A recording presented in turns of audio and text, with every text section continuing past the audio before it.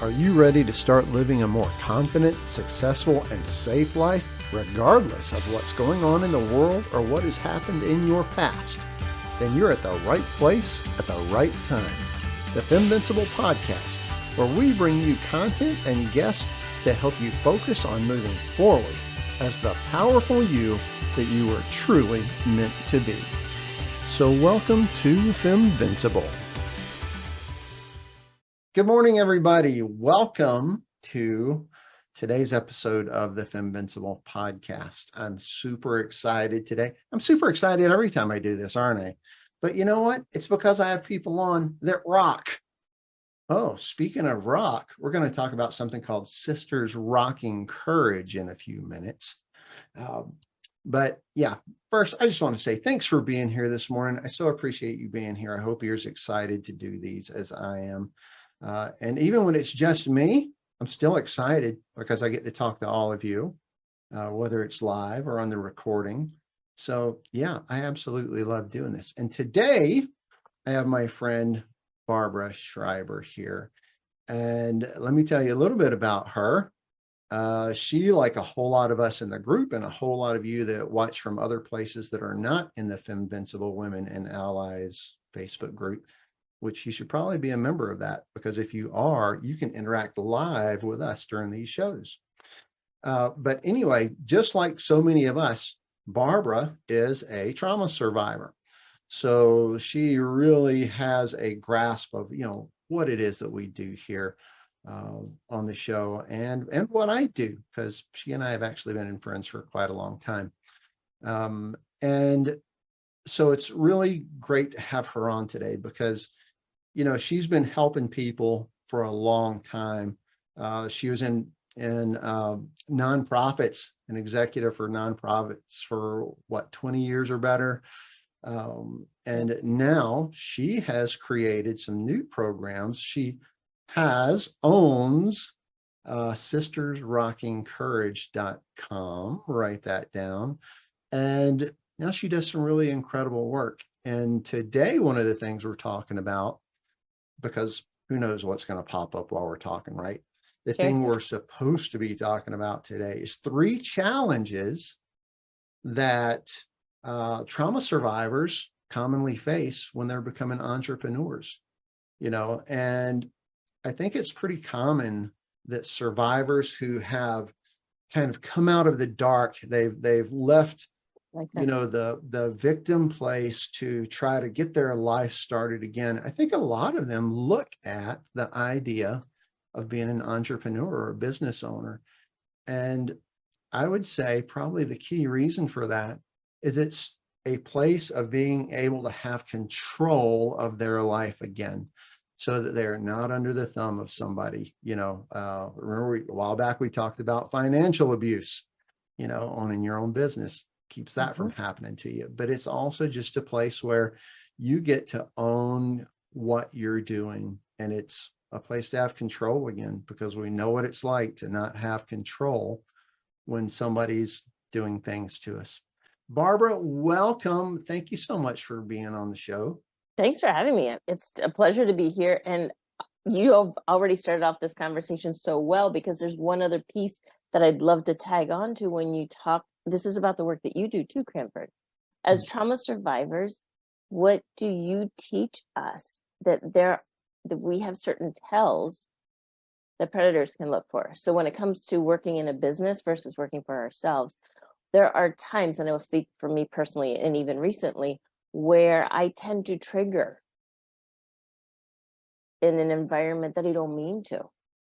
And so there's that whole piece as part of our healing. Why do we become entrepreneurs? Because it is difficult for us to be in groups of people sometimes, because people can look at us and see that we might still have some of those traits that your program teaches us to work on shedding.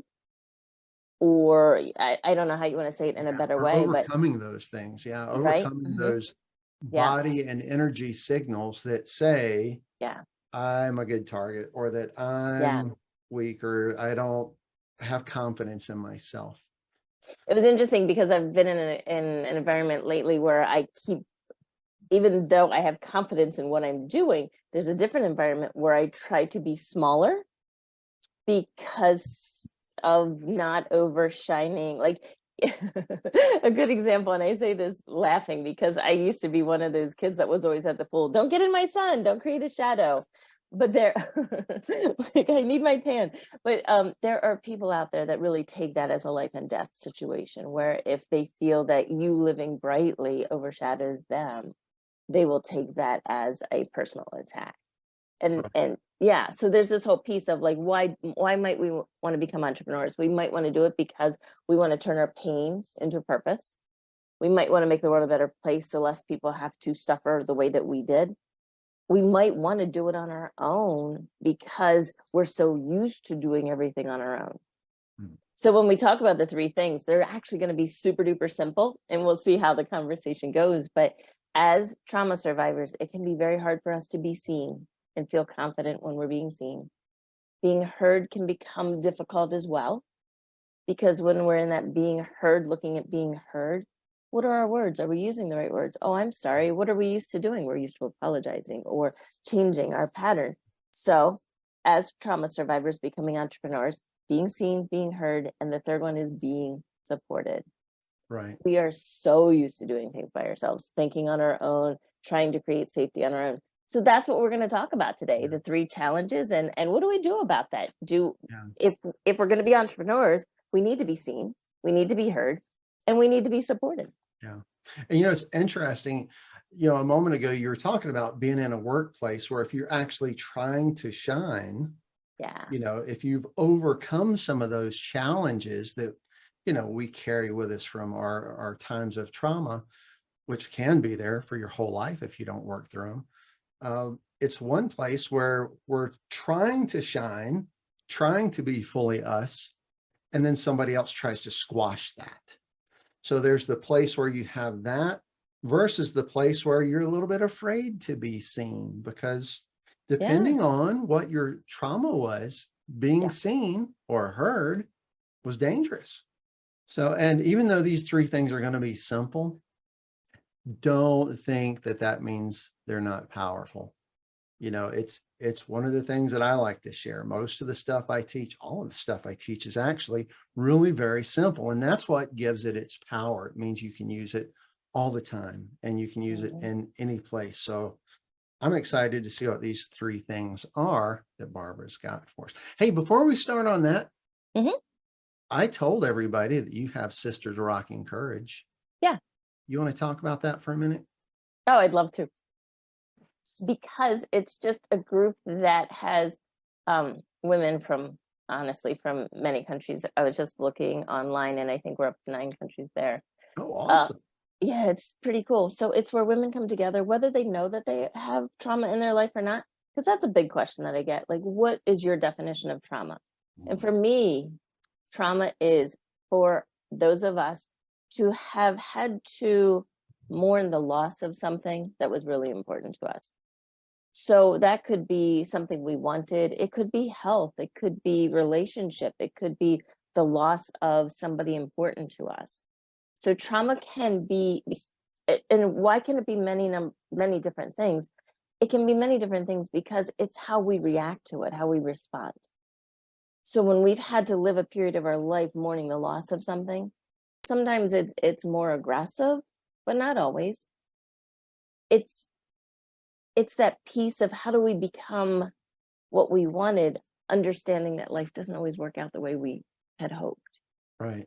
I mean, it can be a shock to your system, whether it was the loss of somebody in a car accident, or whether it's the loss of body sovereignty when another person attacks you. So there's such a broad spectrum there. And I think a lot of time people think of trauma as just physical violence, but it can be emotional violence, and it can be, like we were saying, the loss of a family member, or even being in a car accident, that can cause traumatic effects.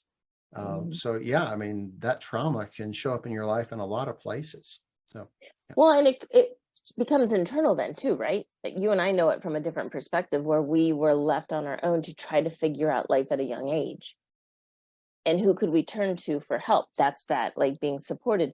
We only had our own thoughts. So we ended up thinking through things, probably faulty, because we didn't have any guidance for it. And we developed these belief systems. But you can do that if you lose the use of your legs, or if, I have a dear friend who is a cancer survivor, 11-year cancer survivor now. So there's that piece of loss. So when you're looking at trauma, is it something that can return? It can always return. Mm-hmm.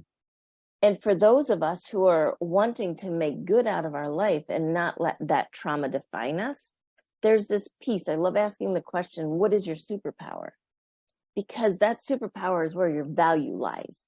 And when we talk FemVincible, every single one of us has value that we were born to give to the world, to make life easier for other people around us, to be part of community, to support each other. And it's so interesting because when trauma happens, I'm big on this. I call it turtling. We close up, we pull our legs in, and we just try to survive. Mm-hmm. Mm-hmm. So, why is it important for a program like yours with FemVincible? It's so we live bigger, not smaller. Does it get easier? No. But does it become more rewarding? Yeah, that's the piece that's so important. Yeah. And so those things, you got to quit talking about FemVincible. This is about you today. Oh, it's about us doing this together. Absolutely. Yeah. So those things, finding that superpower, is that part of what Sisters Rocking Courage is about? Absolutely. It's so funny. So back to Sisters Rocking Courage, bringing women together. I love every time I meet a new person, and I do work with some men too. We've talked about this. Mm-hmm. It's just so interesting to get to the richness of our life. And so often, because we're survivors, trauma survivors, the things that are important, we just say, "Oh, shucks." So I work with women when somebody comes to me new. I just spoke with somebody new this week, and it was just fascinating about being able to be that mirror for her and really shine the light on what was so special. As trauma survivors, we will use general language because that will keep us in the safe zone, right? Like, oh, I want to help women and I want women to feel empowered. That's what we think is a safe zone because nobody can pick on us. Oh, I don't like that, or there's something wrong with it. When we start getting in our power zone, which is actually what another woman that I work with, she talks about her power zones, and I love this. When we get in where our power zone is, it's what we know to be true. Nobody can take it from me. If you told me right now, Cranford, that my hair was blue, I would just keep going about my way because I would know that it's not true. And that's what Sisters Rocking Courage does. It gives us the courage to know what's true, because when we stand in our truth, when we move forward in our truth, we can't be rocked, we can't be rattled. We can't do anything about what's going on around us, but we can absolutely stand in our power and move forward. Once women get in their power, it's amazing to see how quickly, how excited, how energized they are, and how much you can't get in their way. Yeah. One step at a time. That's one of the other secrets. Like, how do you be seen? One thing at a time. Because as trauma survivors, we do the whole like shiny object syndrome and squirrel and right. Yeah. So that Guilty. One is so much more powerful. Yeah. And it's amazing. I've actually seen that physically in classes where when somebody realizes the power they have, so help me, I've had women in my class get 1.5 inches taller. Yeah. And all of a sudden they have a different presence. Yeah. And I think that's the same thing you're talking about. When you grasp one thing about the power that you have, all of a sudden it's a step towards not just healing, but also personal sovereignty and personal success. Yeah. Yeah. So that's number one. Focus on one thing. One thing. And when you're focusing on one thing, focus on taking one step. So I made a little note for this as I was getting ready, because depending on what our trauma was, perfection was something that we worked towards. Because I know what pain it feels like in my life. I know that I don't want to experience that more than if I could prevent it forever. And we think perfectionism will do that. So being imperfect, we got for some of us, like we got corrected or overcorrected when we were doing something different than what somebody else wanted us to do. Right. Right. So there's this whole thing about perfectionism. How does it show up as perfectionism? Because imperfect was painful. So perfection should be pain-free, right? Yeah, should be pain-free. Should be pain-free. So we're not going to let our deepest desires, our dream, our love for life, we're not going to let that go out there until it's perfect. Because once it's perfect, then nobody can attack us. Like the pain, it should be pain-free. So when we're looking at doing things from the space of perfection, when you hear somebody say take imperfect action, I feel my triggers go up, right? I'm like, no, not imperfect action. No. So you and I, we paid a lot of money for a coach to teach us 70% go. Mhm. But as I've been working with women within Sisters Rocking Courage, it's taken on a new life. And there's this whole piece of love it for now. Another woman, so in the UK, she says, oh, I love it for now. Another one says it gets the job done. So we have this group where we're all supportive of saying, what's the next step? Just do that next step. Because no matter where we are today, if we take a step, that one step, and if you call it imperfect, that's fine. But honestly, take the step that you love for now. I just redid my business cards the third time in 2 months. Each time I got them printed, I didn't wait. I printed it and moved forward. And once I moved forward, I was like, okay, this now feels out of alignment. So let's fix this. So within Sisters Rocking Courage, there's that part of being supported, knowing you're not doing it on your own. You can always go back to somebody else and say, hey, this isn't feeling right. What happens as trauma survivors when things don't feel right? What do we do, Cranford? Oh, we want to hide. And that perfectionism that you're talking about, not only does it help, again, air quotes, help us to stay safe, it doesn't actually do that. I read a great quote a while back. I wish I remember who said it, but it was that perfectionism is the most severe form of self-abuse. Oh.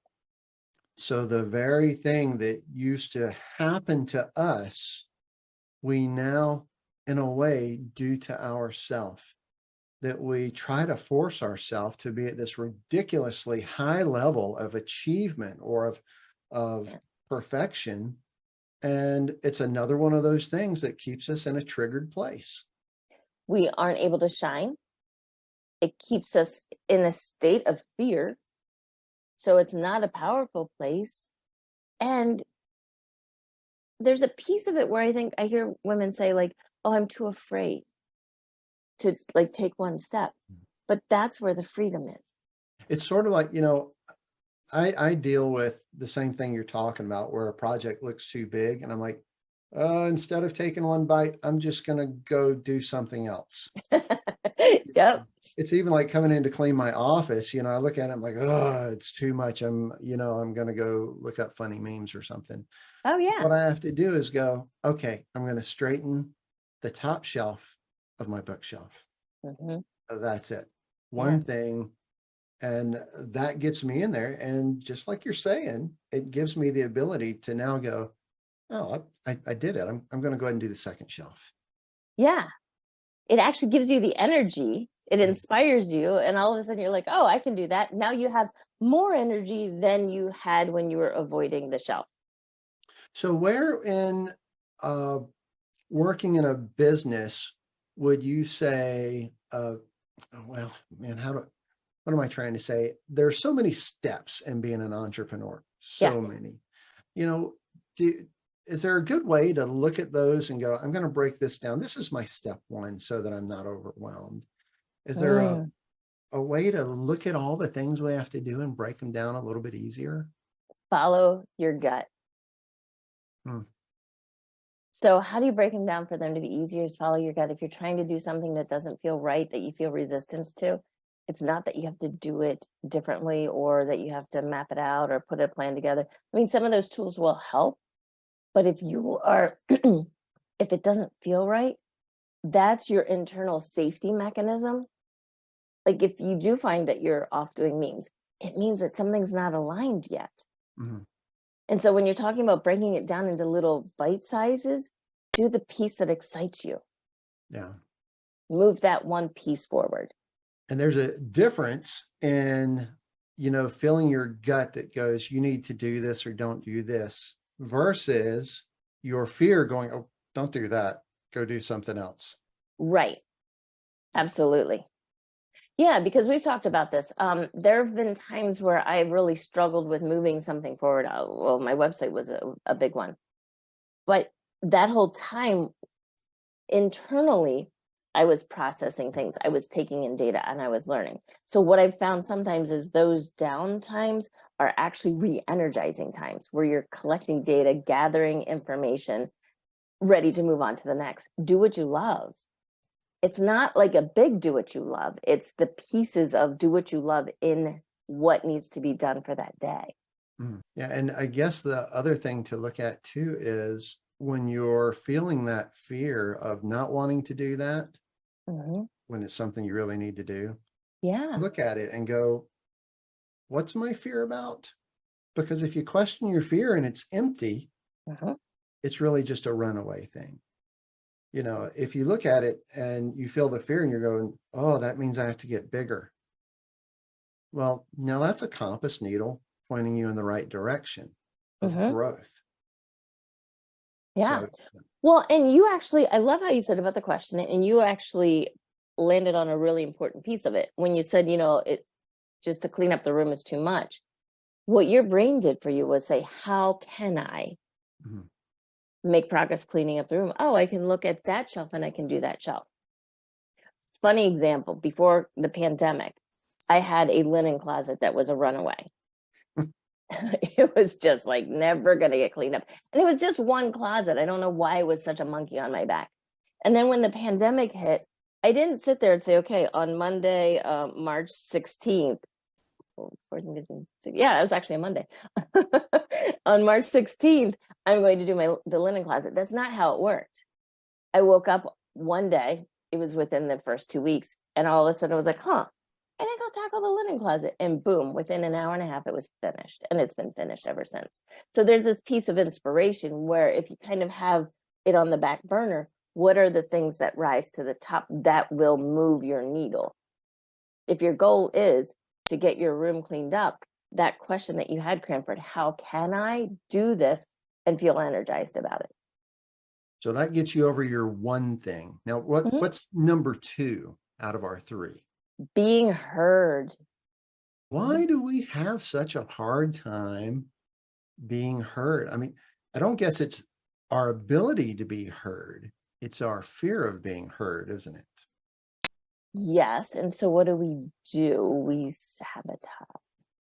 So as an entrepreneur and a solo entrepreneur, oftentimes people think they have to talk louder or say more. So how do we sabotage being heard? Is we talk fast. We use a lot of words. We use big words. Oh, we want people to know that we are qualified. So we have letters. Like we do all these things that we don't realize distract from us being heard. And then there's this piece where I talk about elephant. So how does this fit? It's with our words. Somebody will, I don't remember where this came from, but they went to a sculptor and they said, how do you carve an elephant? How do you make that look like an elephant? And he said, oh, that's easy. You take away everything that doesn't look like an elephant. So you got a block of clay and you're going to take away everything that doesn't look like an elephant. As we get better about being heard, and how do we know if we're being heard? You look for the cues in the people that you're having conversations with. You put yourself in new environments that are safe, that you can test and you can see if they're hearing you.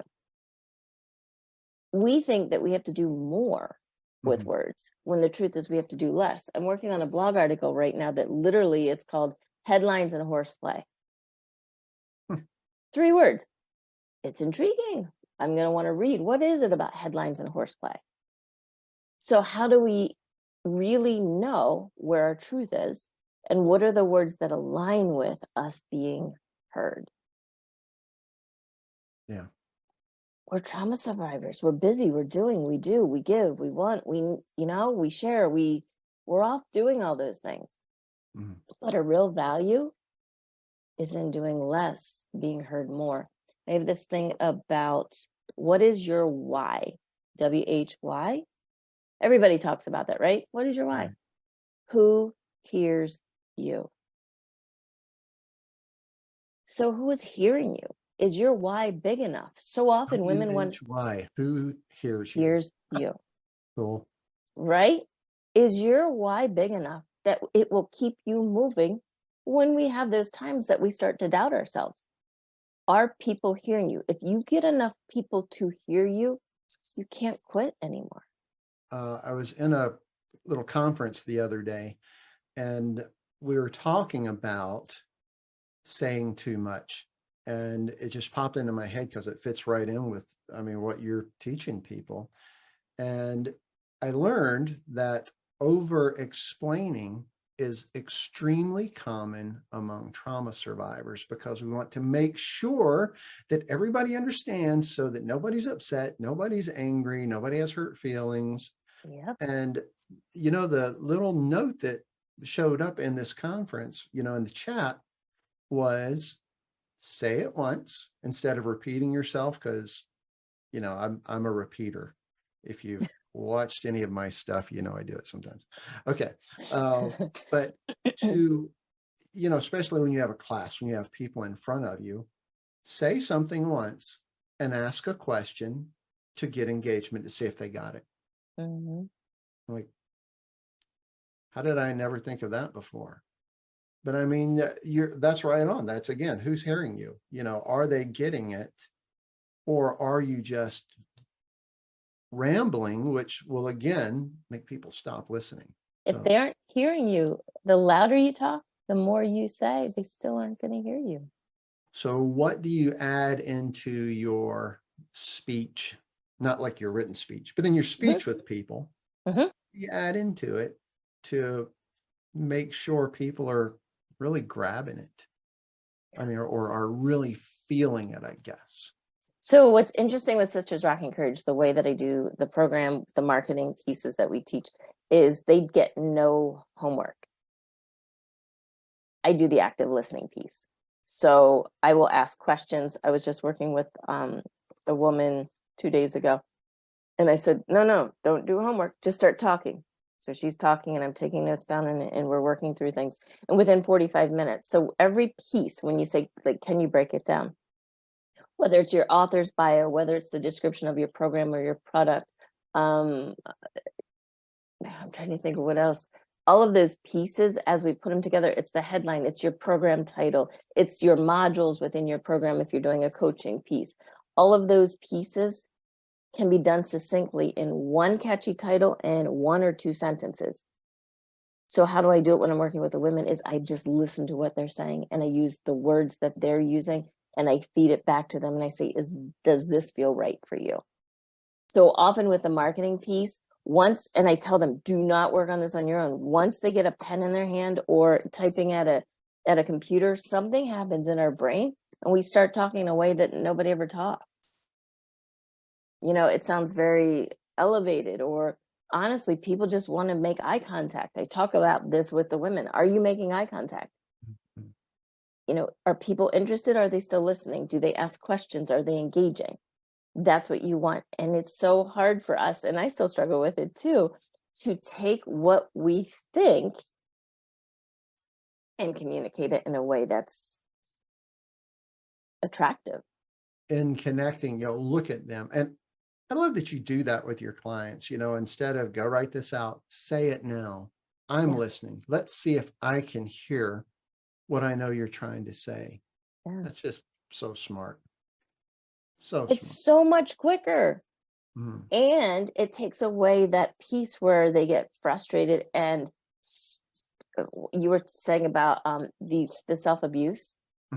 Because being an entrepreneur, that perfectionism is self-abuse. It takes away that piece where they're not being hard on themselves. Because what happens when we're trying to write something and we're really struggling with it, and we're getting frustrated, and we have writer's block, and what happens? we turn it all inward. Why is this so hard? Why can't I do this? So when I'm working with women, honestly, I just take their words and feed it back to them, and then it's done. We move on. And it's that love it for now. And I'm able to help them say, you know what, this is good enough for now. We love it for now. What's next? That's finished. Let's move on.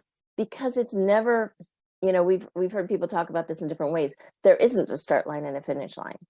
It's more of a circle. I also talk about cross-country skiing where, you'll put more weight on this foot for now, and then you'll put more weight on that. We keep moving and it keeps getting clearer and clearer. So if you look at it as a circle, we may revisit that again. And the next time we revisit it, fewer words, more clarity. Yeah. Yeah. Oh man, I just had a thought I wanted to share. Yeah, that train track's a little on the wobbly side. Sorry. No, for what? Oh, I know.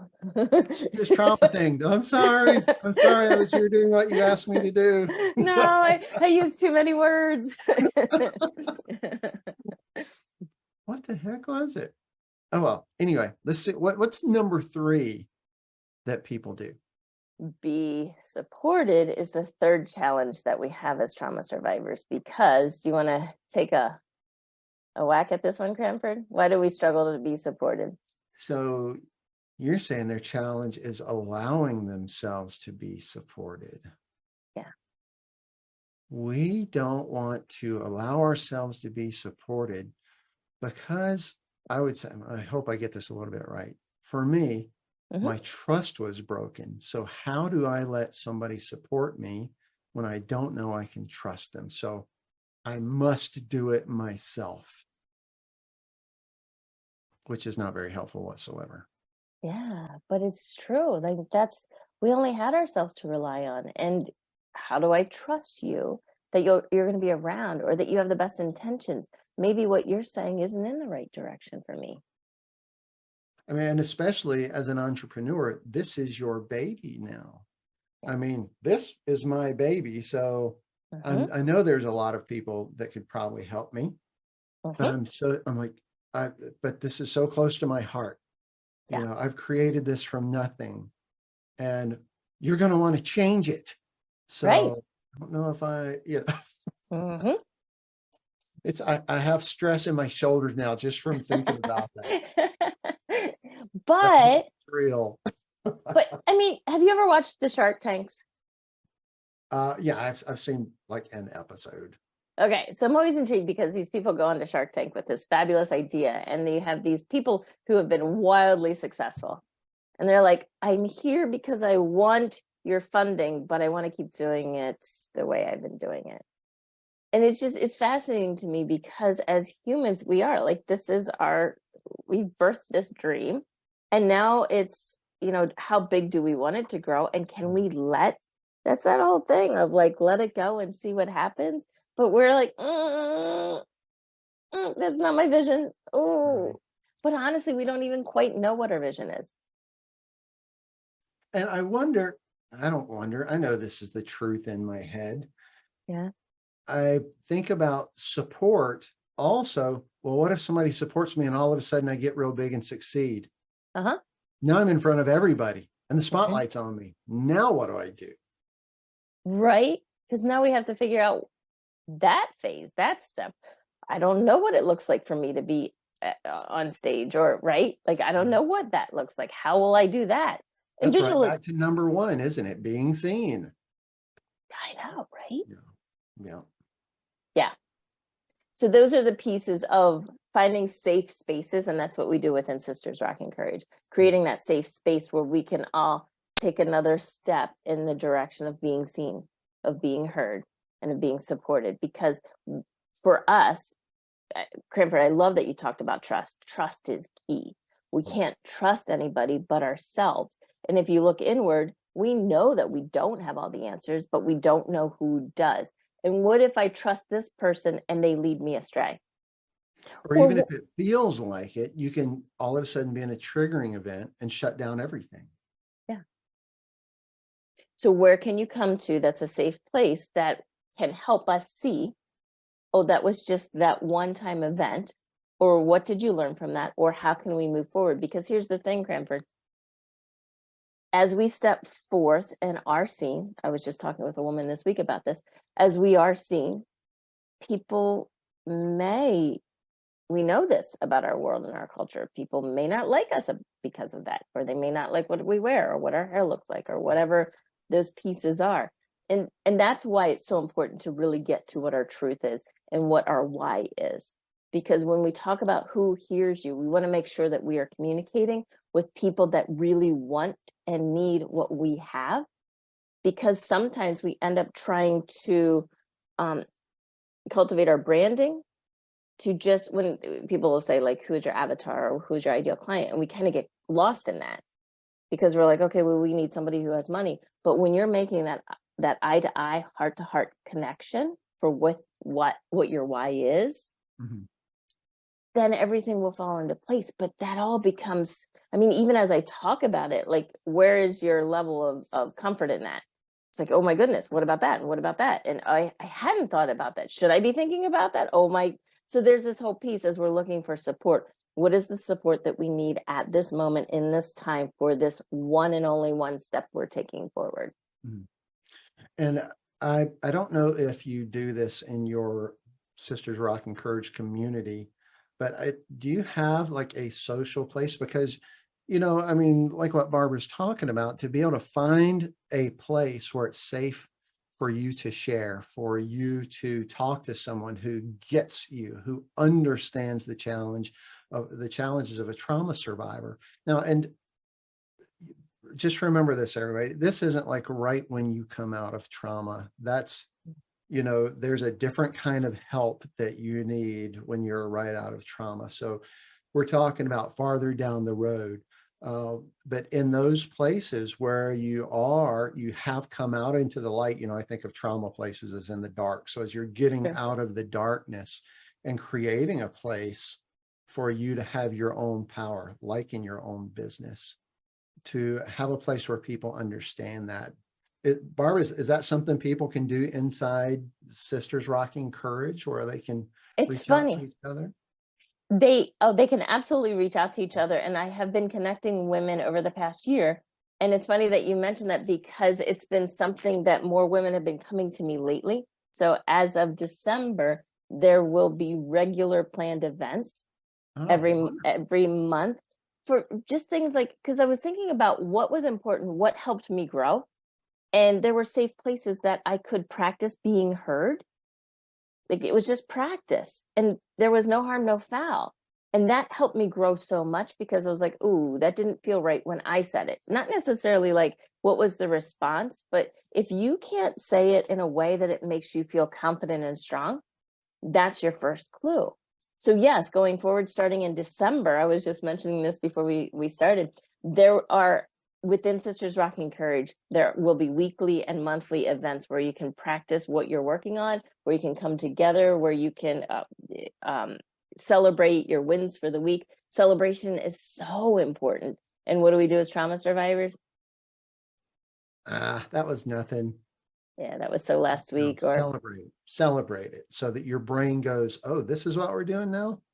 We're going to celebrate when we win. We don't have to hide that we won. We don't have to hide that we achieved something. I love that you say that, because so for those of us as entrepreneurs who don't have that group around us, we have to be quiet with our wins sometimes, because people don't believe us, or they're not comfortable. I mean, I talk with women about having grace for the people in your life. They signed up for you at a certain point, in a certain place, a certain position. And as we start to build in our confidence and follow our dreams, it makes people around us uncomfortable. So we can't, one of the things I say is, your spouse, your partner, your best friend is probably not your ideal client. Right.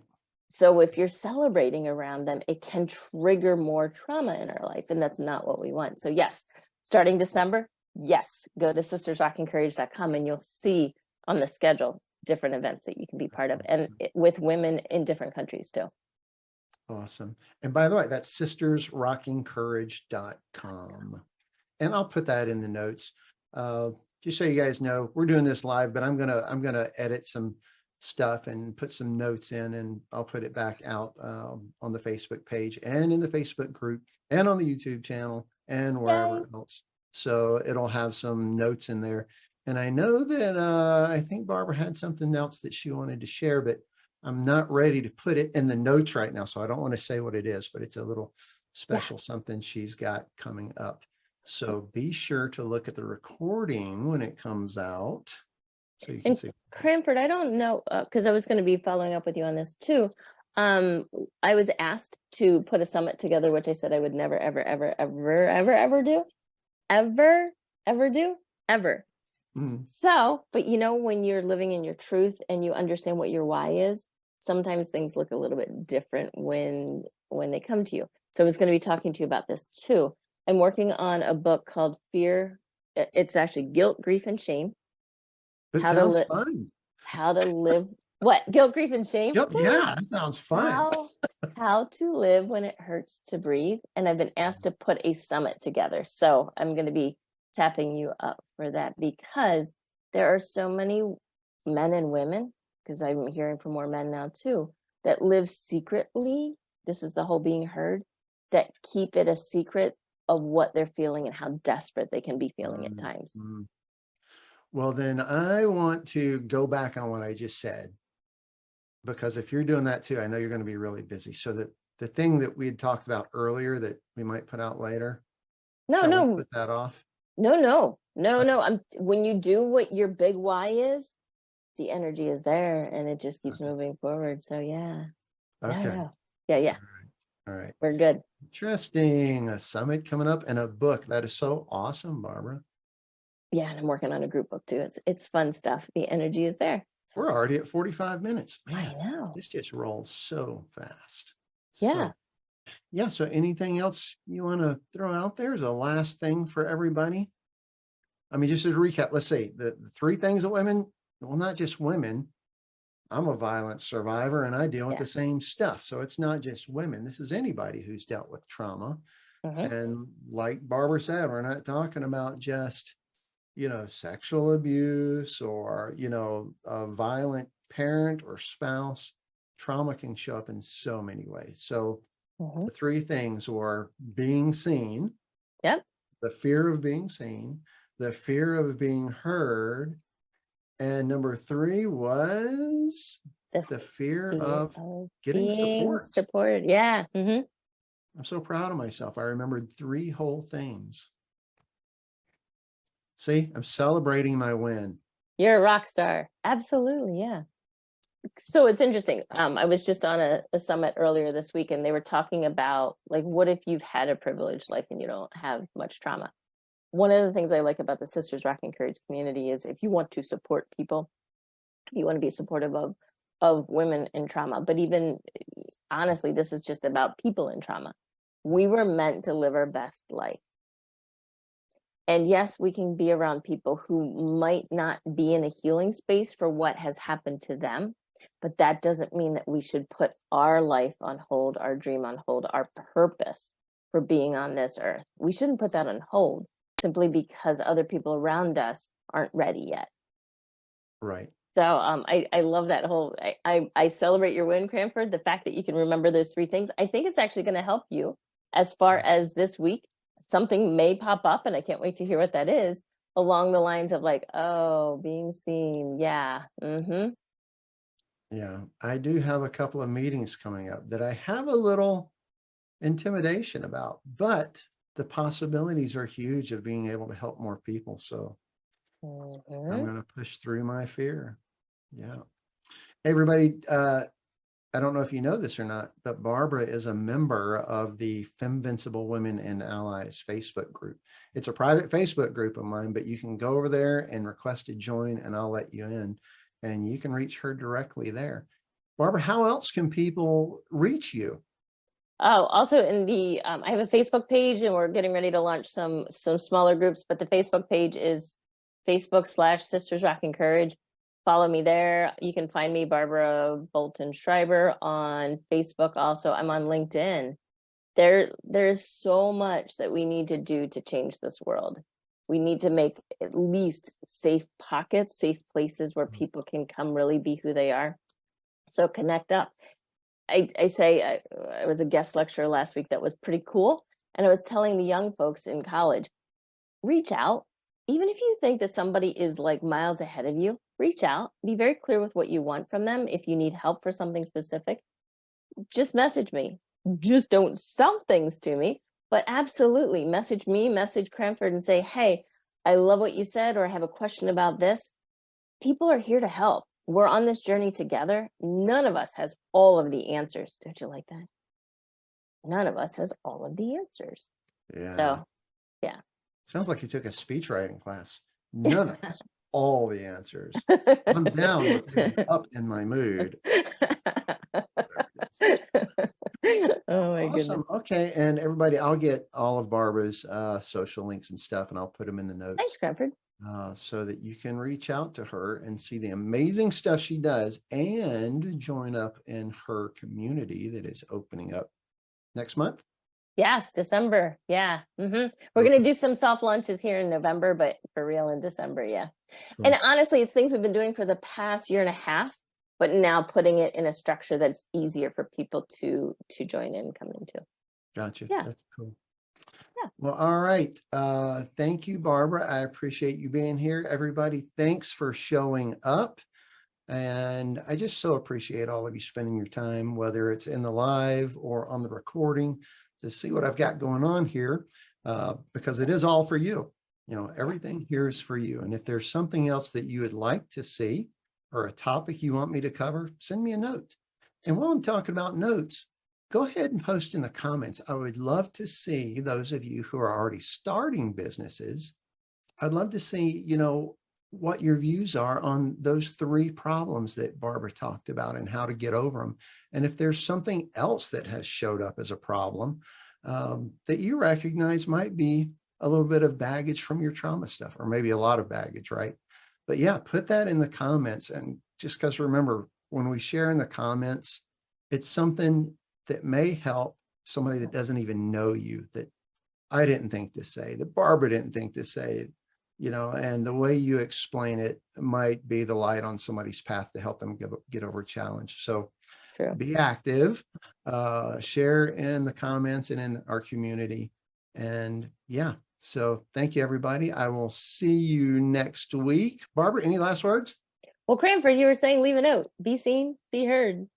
Yeah. And I missed that opportunity to say that.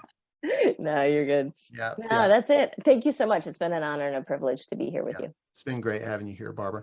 Thank you, everybody. And I will see you next week. Take care. Bye-bye.